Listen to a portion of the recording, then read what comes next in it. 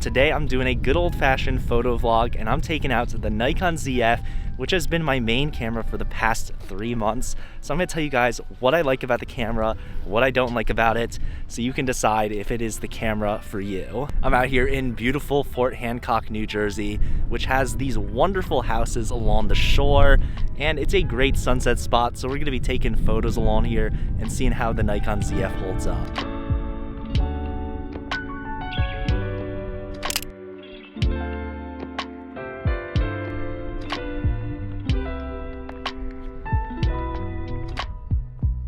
So the first thing that I like and don't like about the Nikon ZF is the sensor. The thing that I like about it is that it is a full frame sensor, but what I don't like about it is that it's only 24 megapixels.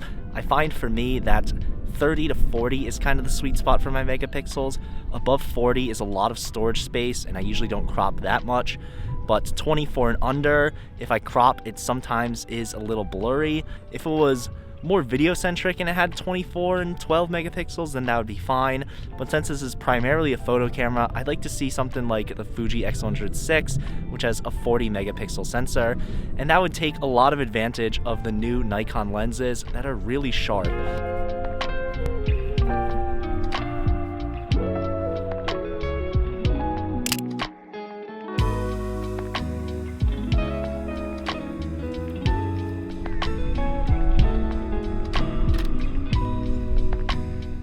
The next thing that I love and hate about the Nikon ZF is the build quality. It is a very nice, nostalgic looking camera. It looks like an F3. I even put some red tape on it to make it look more like a Nikon F3. So the vintage style is very good. The build quality is very good with those brass knobs that will actually show the brass under once the paint wears off. But the form factor and the button layout is just not great for me. For one, the back button focus button is just in a very weird place, and it makes gripping the camera and trying to use back button focus just hard. The back button autofocus on the Nikon ZF is pretty far away. It's kind of hard to hold it. I would have loved to have it where the I button is, and it's hard to hold your thumb here. I found if I close the back screen, it's easy to hold the Nikon ZF here to get better ergonomics.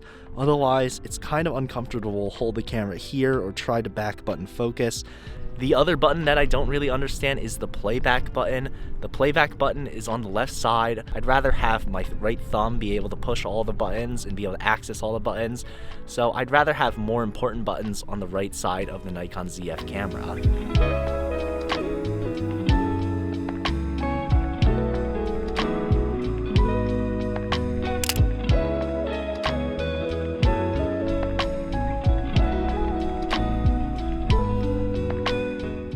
So the third thing that I love and hate about the Nikon ZF is the custom recipes, simulations, picture controls, profiles, whatever you want to call them.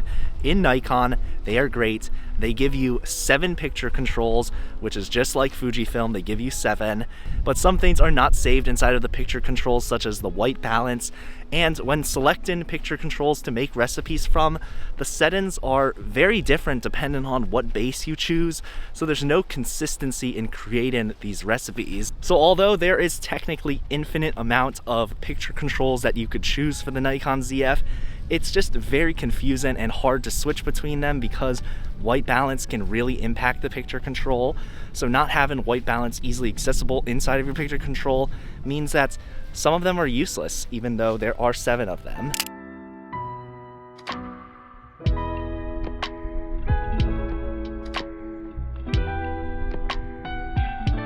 Another thing to consider about the Nikon ZF are the lenses that it uses. It has a great Nikon Z mount, which has a very wide diameter and a very short flange distance. So you can adapt manual lenses from a ton of other companies, and you can also put on the great Nikon lenses that they have out already. Nikon has made a retro line, and I think these lenses are very sharp, but they lack some functionality. There are some rings on the camera that were mimicked off of old film style lenses from Nikon, but they don't do anything on the Nikon ZF, and that's really sad. I wish they added the full functionality of those lenses and didn't just copy the design. Silver rain and then the texture below that's supposed to be a rain both don't do anything on this Nikkor lens, and that's a real bummer. Only this one does a little bit of something, but if we had 3 rings here that we could adjust, it would make these lenses a ton better.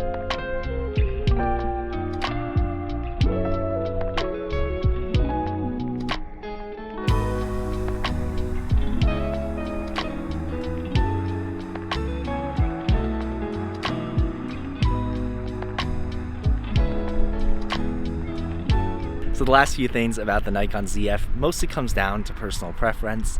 It has a vlog style screen, which is great if it's your only camera and you're doing video, but if it's gonna be your main photo camera, then it can be a little bit distracting, and I would have rather had just a waist level screen. But some people will love that to be able to take selfies and videos of themselves. The last thing is the Nikon ZF has a protruding viewfinder. It's at the top of the camera, which is the DSLR style viewfinder, and I find that this makes it a little difficult to fit in tighter bags and to carry around.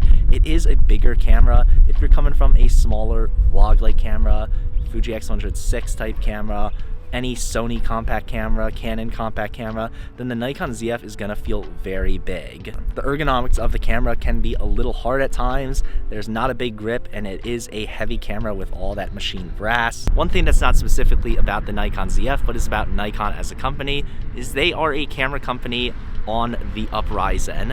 They just bought Red for the video capabilities and for other proprietary things that Red has. You're investing into a camera company that is getting serious going into the further years. For me personally, that's not something that I'm too excited about. I invested into the Canon mirrorless system before because I had high hopes for them, and they just rolled out lenses and didn't let third-party people use their mounts, so there were no good lenses in that realm. So I invested into Canon hoping for a good future, and I really didn't get one, and I ended up switching to Sony and Nikon and other cameras. So if you want to invest into Nikon because of the future that it can have, just know that you're taking a risk because there are no guarantees, but the future does look bright because of the Red acquisition and the great Z mount that they have. So at the end of the day, would I recommend the Nikon ZF camera? And the answer is 100% yes. I think Nikon has been a camera company that's been getting made fun of for a ton of years now, but if you look back to the film camera days, they were on top for their great design and their great cameras. They had some amazing things going with the F3, F4, F5, and this just seems like a pickup of where they actually left off. Just skip over all of the terrible digital camera years because Nikon is back to making some great cameras. And I think if you want to be one of those people that says you were on the Nikon bandwagon before it really took off, now is a good time to get invested. So let me know down below if you're going to be picking up a Nikon ZF, or if you already have one. Let me know what your favorite picture control is or what you would like to see in the future with the Nikon ZF, and I will catch you guys in the next one.